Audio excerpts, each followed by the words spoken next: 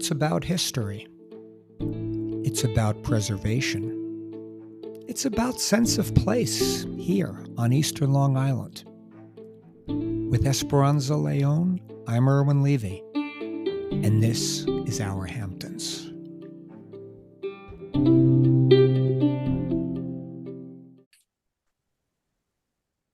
Esperanza, good morning. Hello, Irwin. I am so excited about this topic today. I'm telling you, we've been getting excited lately. We've that apparently Well, it's I good. It's good. We're not getting tired of what we're doing, right? no, It's but got to like, be but fun, and yeah, well, it's fun. completely agree with you. And again, you know, and Esperanza, part of this might just be part and parcel of being ready in season 6 and having so much history. But like, we've touched on this previously, how we're starting to really reference a lot of our older podcasts. The Yeah. themes are starting to be recurring, and the themes are going to be recurring here in a lot of ways, both thematically and the names we're going to talk about. Right, right. So really, let's get into it and tell our audience that we're really talking about dairy farms, predominantly within the town of East Hampton. Really specifically East Hampton. And that's going to segue me right into saying how when the East Hampton Farm Museum, Esperanza, one of our favorite places in East Hampton for sure, Mhm. and our good friend Prudence Carabine, um, apparently, and I found this really hard to believe, this was from a 27 East article, 2015, so 10 years ago at this point. If you define a dairy as any farm with more than 8 cows, there were once 42 operational dairy farms in East Hampton, Esperanza. Yeah, and I'm assuming that was, the town of East Hampton, which, I'm going to say, I'm going to throw in there right now, and we're not going to deal with it. But, even as far, it's Wainscott, which did Yes, have the Osbornes. That's really how Wainscott kind of got founded, right? Getting that's more pasture land. Yeah. completely true. And Prudent, Robert Hefner is quoted in this article. He was the historic preservation consultant for East Hampton Village for a very long time. And he writes how by the 1960s, most of the dairies on the East End had been shuttered, closed. And the last two, and this, even I find this incredible, Esperance, were operating into the early 1980s, which was let me see if I can get this pronunciation right. Carwytham Farm, which was in Bridgehampton, and the Cowneck Farm in North Sea. But Yeah. Yeah. now we're really going to Amazing. focus Well, I more. mean, I do remember Schwenk's Dairy. At least that was, you could still get milk when I was a That's kid. Yeah, and you probably do as well. I have one of those yellow milk crates from You Schwenk Dairy, do. right? Yes. I Well, I do. have one from one of the places we're going to touch on. So, Okay, so we're gonna, and again, now obviously Esperanza, we're not going to discuss 42 dairy farms here, but we're going to really focus on, a solid, 3 or 4 of them for sure. And again, what we started when we stated in the beginning, how some of these names are going to ring true. We're going to talk about the first one being the Sherril farm. Uh, Sherril, very old family in East Hampton, Esperanza. There's a Sherril yes, Lane yes. off of Newtown Lane, right? I mean, so this is, an old family, and this was written by Ed Sherrill Jr. And this was a 1998 East Hampton Star article about the Sherril farm, which was in the 1930s. It was the home of Sherrill's Dairy, and listen to this acreage, Esperanza: 25 acres at the home site. Uh, this parcel, is this the parcel that still exists right at the very Yes, beginning? yes. I think actually, I believe it's the one that the town just acquired recently to preserve that vista.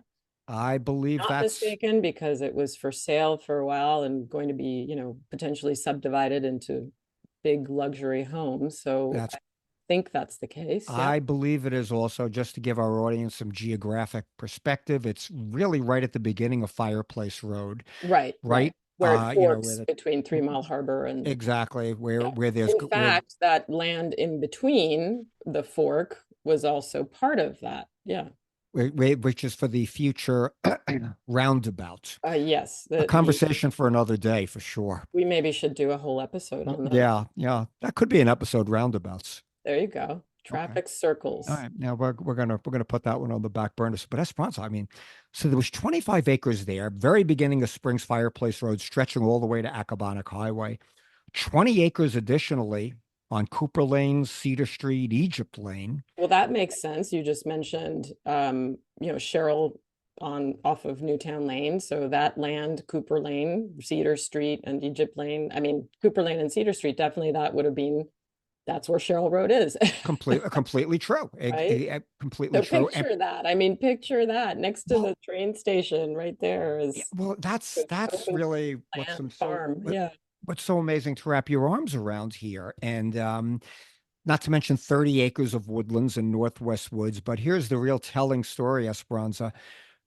The farm had been in the family since 1792. Yeah, And no, it was that's just that is sort of ancient history. that You know, that now some that would is say it's the not ancient history. that's let's call it what it is. That is an ancient history. And we not to get too deep into the nuts and bolts of milk production itself, but this was recurring in the research we did. A milk came from Jersey cows. B milk came from the Guernseys, and this is an industry. Heavy cream was separated, sold in half-pint bottles. Delivery trucks were loaded early in the morning. Love Look, that, all those glass bottles and the milk cans. remember I just those? how so I'm so silly romantic, but it sounds I, Esperanza, I remember growing up in Queens. We got milk delivered, in milk bottles. I mean, had a milk box in front of our, you know, postage stamp lot-sized house, and in Queen. I mean, I remember. So yeah, it pulls at the heartstrings for sure. But Mr. Sherrill is saying how, again, exponentially, June, July, and August, with the arrival of the summer colony, the business expanded. They delivered to the large houses on the ocean side, as he put it. But gotta love this, Esperanza. Many local businessmen, including my father, would meet prospective customers as they stepped off the train in East Hampton to solicit their business. I love it. I love it. I mean, that's scrappy, but it's just smart. Yeah. Right? But Yeah. just picture, we always talk about transporting ourselves. Esperanza, you've made this point so many times in our Hamptons podcast about the advent of the train, how that really was what changed everything out here. But like like politicians who will often during election season greet people at the train station, these business, as a business person, Mr. Sherrill would solicit business at the Yeah, train and I station. picture this as being, I'm thinking of back in the day where you had an account, you would get billed for these things, right? That's So right. so I'm sure the other businessmen would be like, "Oh, you need anything hardware store wise? Come to That's our hardware store and you'll have your tab there, right?" And right? I'm Brochure and I have to believe that's really what happened, and so anyway, Mr. Sherrill goes on here saying how, the customer base was such that it actually could support other local dairies at the time. And we're going to talk about these shortly. Hardscrabble, Tillinghast, and Gould. We'll also touch on Dune Alpin. And apparently in Maidstone Park area of Springs, um, Mr. Sherrill's father would contact Alfred Hassler's father, who would then recommend his friends as customers. And total word of mouth. Yeah. total word of mouth at the time, This was a small town. oh my God. Yeah. I mean, No, it still works, this yeah, way in some it, ways. it, it did. Yeah. No Instagram page for the Right, Sherrills. right, right. No next door, no. No next door. Yeah. This was really, you Well, know, interpersonal skills were essential. yeah. And, then they would seek out new territory, going out to Montauk, Gurney's, very small resort at the time, the campers at Hither Hills State Park. And here's a story you really liked, Esperanza, that you touched on, how when Mr. Sherrill's dad would go to make this delivery out in Montauk, they were sure to stop at the Little Inn on the Peak and treat the children to a candy bar. Anybody out there who knows where, what the little inn on Napeague Beach, I know Napeague Beach, Right. give us info. I want to Oh, know. yeah, exactly. Or we'll Oh have to my, ask, we'll have to ask one of the Mr. Sherril, if that I know I'd like to spend a few hours at the Little Inn, yes, right? You yes, one know, of my favorite beaches. oh my gosh, again, again, we're not going to not to get too deep in the nuts and bolts of, of the actual process, but Mr. Sherrill goes on about how, yeah, the cows had to be put, were, our cows are in pasture during, that's where the cows are, quote, living when they're not being milked in a pasture. And after the morning milking, they were herded and driven to one of these non-contiguous lots to graze Mhm. until it was time to bring them back to the barn in the afternoon for the afternoon milking. I mean, this is, but someone had to drive these cows and patrol their movements to keep them off the lawns and out of the flower gardens along the way. I guess, Esperanza, these pasture lands were interspersed with houses and everything else, Social, right? sure, yeah. By that And time, I mean, it's 19, what is it, 1930s we're talking about, right? yeah. 1940s, I guess. Yeah. And how about the neighborhood boys and girls volunteered to do this job? Love it. Yeah. Yeah. I don't see that happening today, by the way. But No, they wouldn't be trusted. Mr. Sherrill goes on to write how Hook Lot on Egypt Lane, uh, it necessitated going under the still existing railroad trestle, which, by the way, they've had to raise a couple of times because trucks kept hitting it. But I guess maybe not in that era. But traffic would stop and not proceed until the last cow crossed. I'm picturing this. I mean, I the mean, is this whole image is amazing. Yeah. fantastic? And then he even touches on the free time between, and look, dairy farming, all farming, Esperanza. It's not a nine to five Intense. job. Yeah, It's no, a it's around the clock. Yeah. round the clock, 7 day a week Year kind of round. job. But again, they made time again, and we're saying this to transport our audience, to a different time, place, how they had a sailboat moored in 3 Mile Harbor. Sunday afternoons, they usually sailed to Sammy's Beach for a picnic. I mean, Lovely. lovely, and then getting back to the business at hand. How about this industrious Mr. Sherrill? How in the spring his father would send out letters to former dairy customers in New York, getting names of new people from real estate agents to solicit new businesses. I mean, this guy was what a Hustling. hustler, Yeah. right? Yeah, but you had Wow. to. You had to. I mean, especially taking advantage of this history repeats itself. It's circular, whatever, however you want to look at it. But this is how it is Abs- nowadays. You have to solicit the business. It's not just going to come to you necessarily. so to more from them, we're going to go to Hardscrabble. Was a 170-acre farm, actually called the Dayton Farm. This was a Dayton, Yeah, another, Dayton family. it And was a still Dayton you can family see that enterprise. to this day, geographically we've moved a little to the, what is it, north. Mm, And you still have the Hardscrabble farm stand that's there on right. the corner of Stephen Hand's Path and Route 114. That's right. That's right. And this was a farm. Again, it's getting a little bit of a description from a 1928 East Hampton Star story, how this farm, remember, they're writing this in 1928, how it was in the Dayton family for the past 4 generations. I mean, so good grief, how far back is this going? And it's the Dayton brothers, Josiah Dayton's son, Ralph, Edward T., Robert Dayton.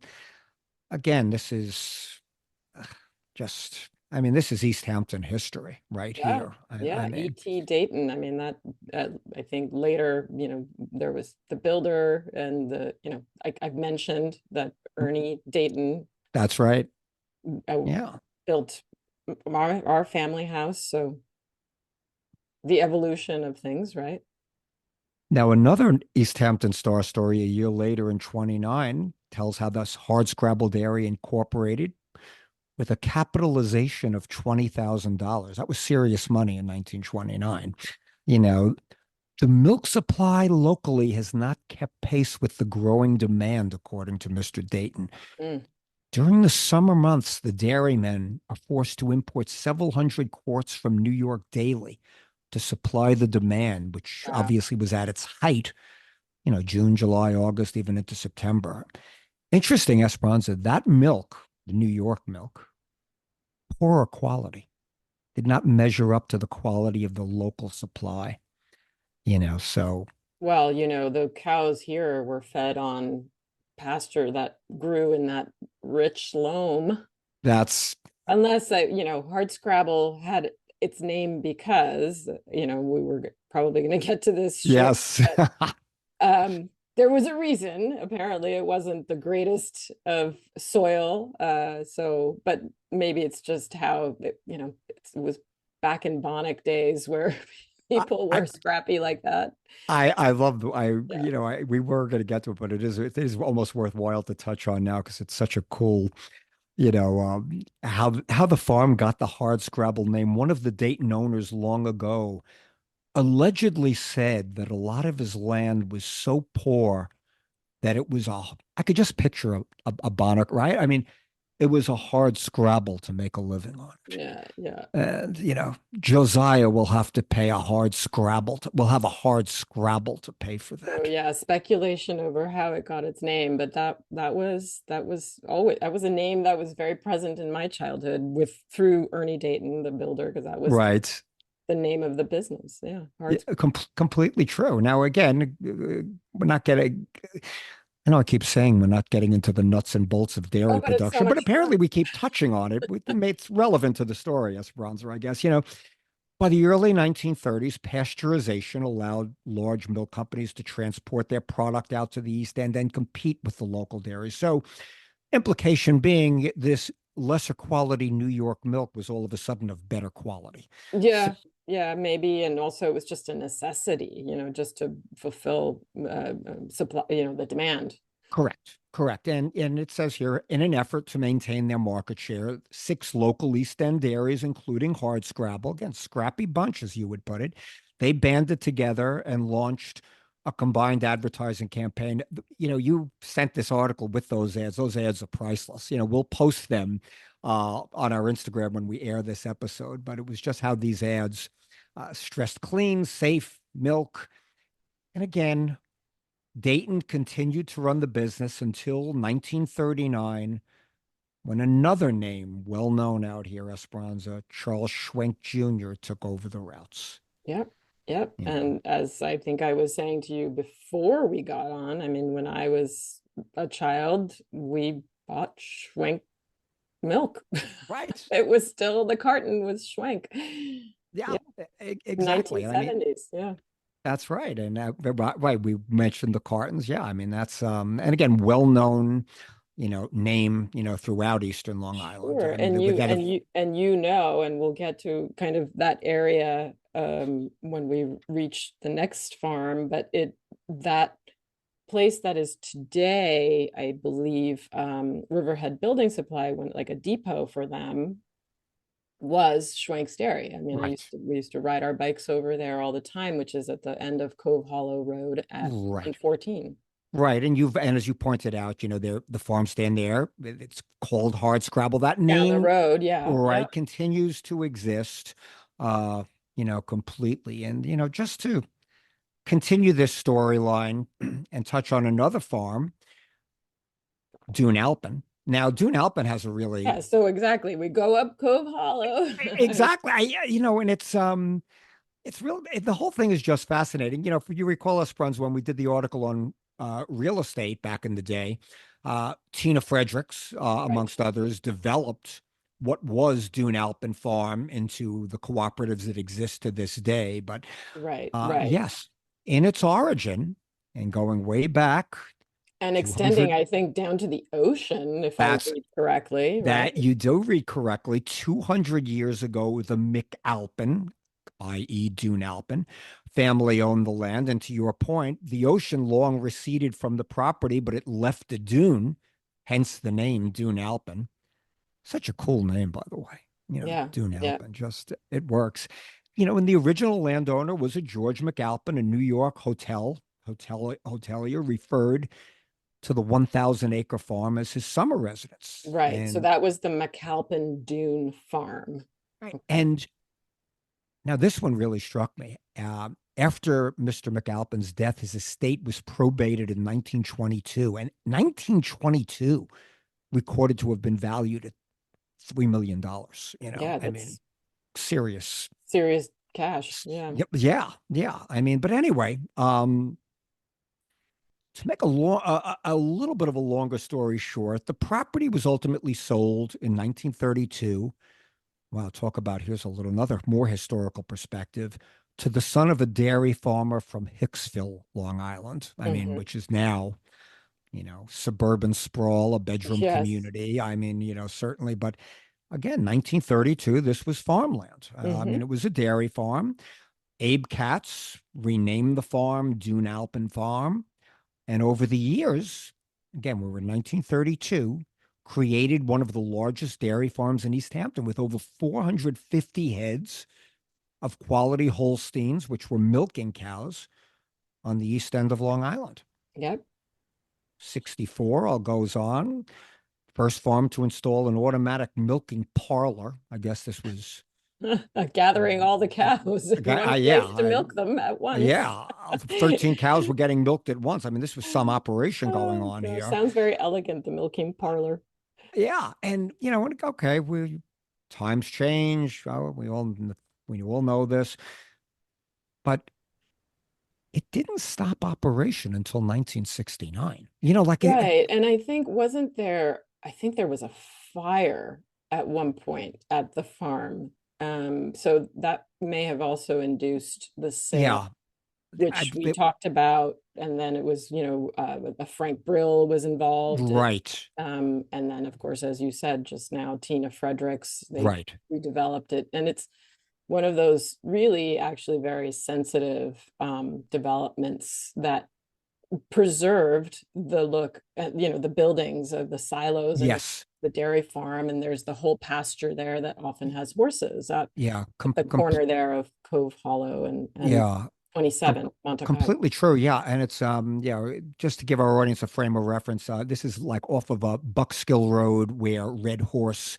uh, Red Horse complexes. Plaza is right Right, Red Horse across. Plaza is. Yep, But Esperanza, to your point, I often walk or bike ride along there. It is just a beautiful vista it going by is. those old farm buildings, which again, to your point, they kept intact. Right, And right. And added these sort of townhouses that yeah, just kind of, I will use that real estate babble term, right. are nestled into but they really truly are. Yeah. It's a really if I ever like say I really can't stand home ownership anymore and wanted to make my That would life be the easier, I, place, I could I right? could move into Dune Alpin. I mean, Yeah, it, exactly. it really is it's like a really it's such a sedate, very calming kind of play. It's Quiet, serene, quiet. exactly. Hmm. Really, it really dialogues well with its landscape. I mean, they did a really good job here. But you know, But we digress. we digress as we often do on our Hamptons podcast, Esperanza. But we have to really go to the Tillinghast. And yes, yes, our Hamptons podcast audience, we did save this part for last because Esperanza and I tend to be rather devious and we have our ulterior motives. You'll see where we're going to go with this. All right, Esperanza, maybe I'm the devious one, not you, of course. But now, Tillinghast and Esperanza, we touched on this when we were having our little dialogue before we pressed record. And that the Tillinghast name has come up in the past because Ted Tillinghast owned East End Hardware, Correct. The which family. was, to go back to an earlier Our Hamptons podcast episode, it was really Esperanza Leon's first jewelry store when she bought That's right. I did. When in my Madonna era, in early her Madonna Madonna era, era where she bought those multiple bangle the bracelets. And of course, rubber, Esperanza, yeah.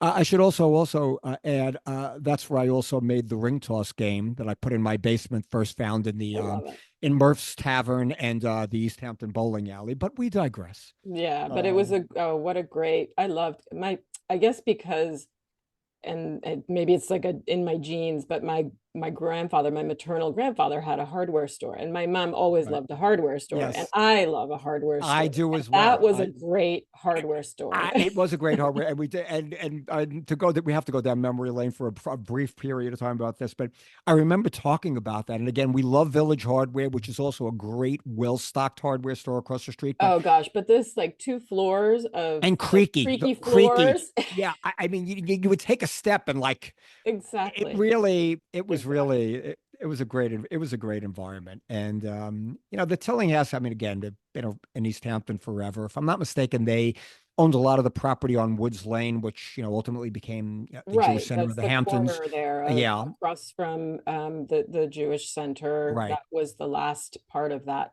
farm, really, I believe, yeah, which was a I whole believe so. open vista until Yeah, on both sides, where the Chabad house 2014 is across the street. when Yeah. Tommy Tillinghast died. Yeah. Right, right. And if you recall, Esperanza, in our second episode when we discussed the Apiquag, and we discussed actually how this is where the Tillinghast were born on that a dairy farm over there, Apiquag and Georgica Roads. Yeah, to think So, nowadays, complete and utter estate district, but it was all farmland really for so many years up until, it, like I said, almost until very recently. exactly true. And now here's where we're going to start to do a slight segue. Now, the Tillinghast again, they did have a dairy.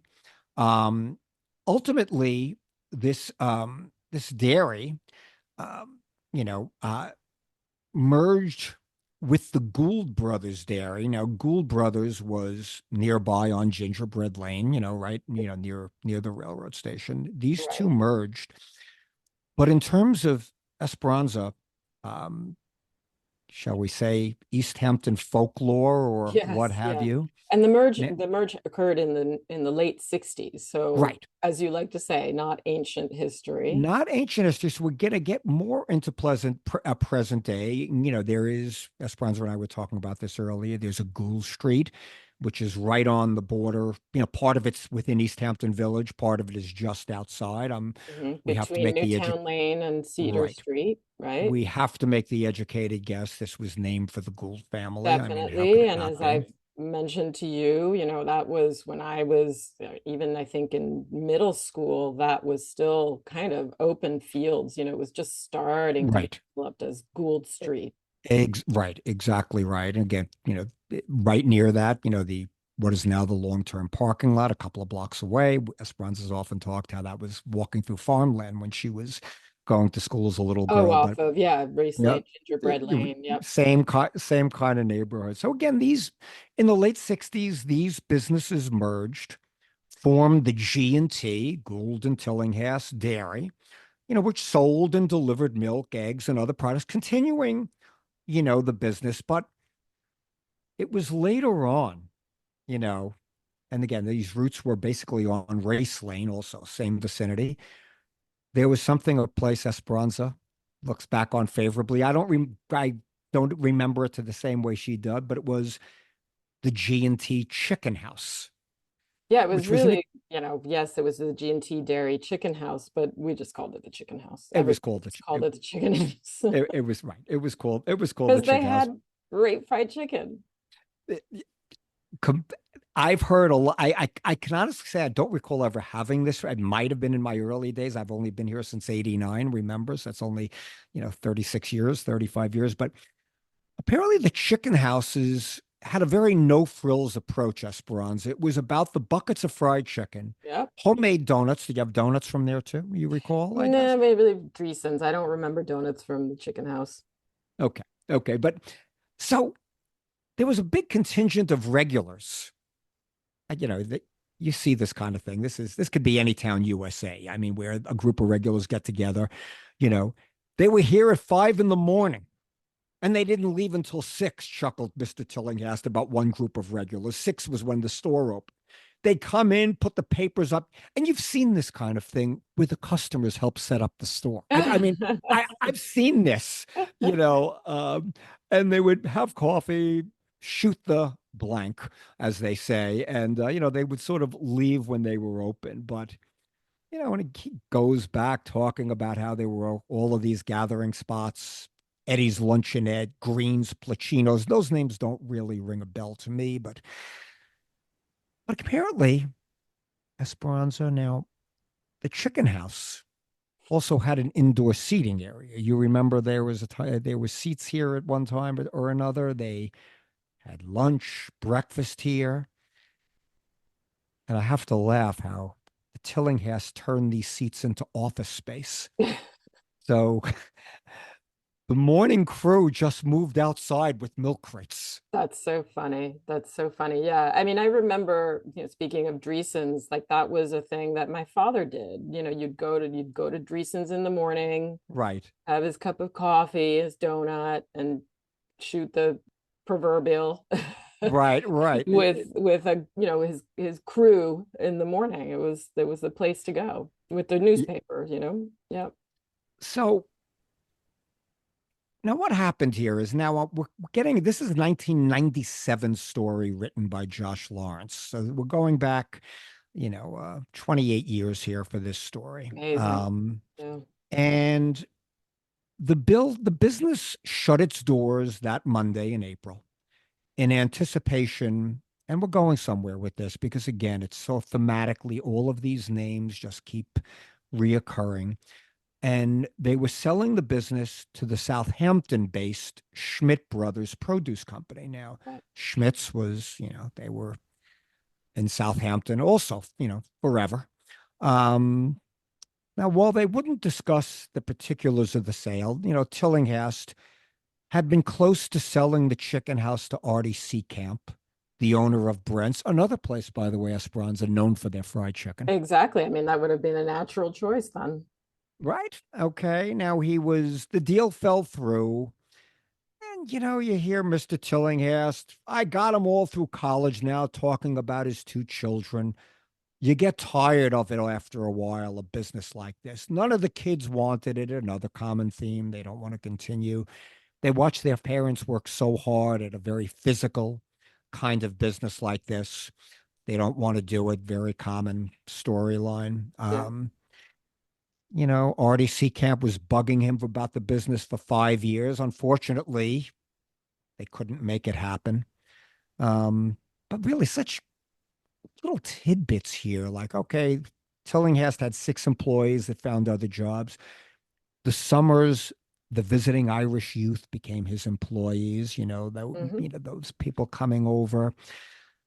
It goes on. It was a demanding thing. He was 38 years devoted to G&T. I mean, it was Yeah. basically literally since he was a teenager going on. And so the Schmidt brothers signed on. They really wouldn't discuss the particulars, although Schmidt's specialized mainly in fresh produce and was known as a somewhat, and I quote, upscale greengrocer. Right. A Right. deli, a salad bar, fresh cut flowers, which, by the way, was sort of cutting edge in '97, right? I mean, like that I was don't know. right. It was now every little deli on every corner has that, but that was, but it kind of happened.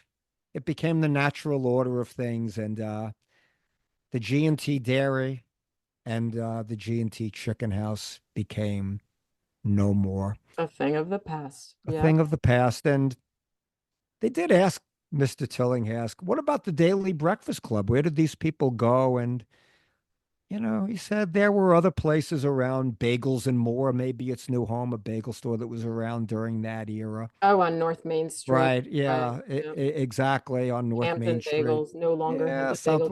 Whatever. Yeah, All the there's not really any place to do this anymore. It's interesting.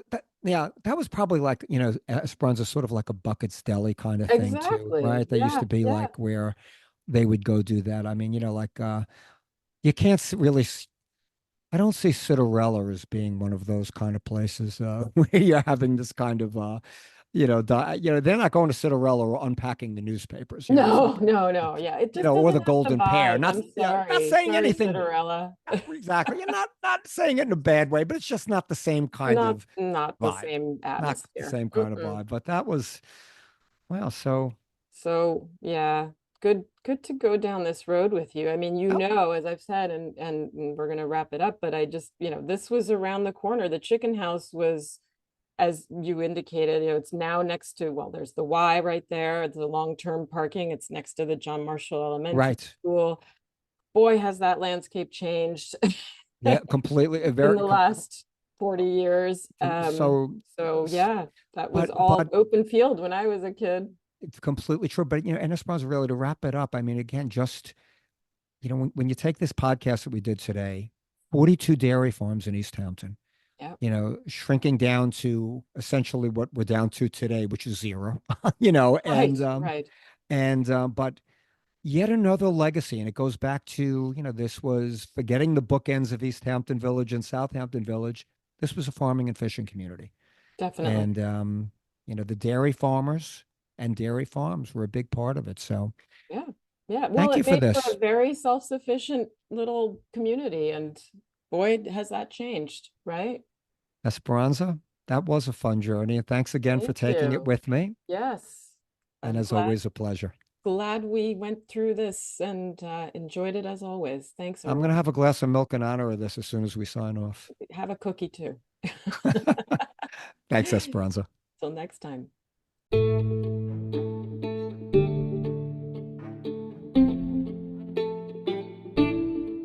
Thanks so much for joining us. New episodes of Our Hamptons are released every other Tuesday. Find them wherever you get your podcasts.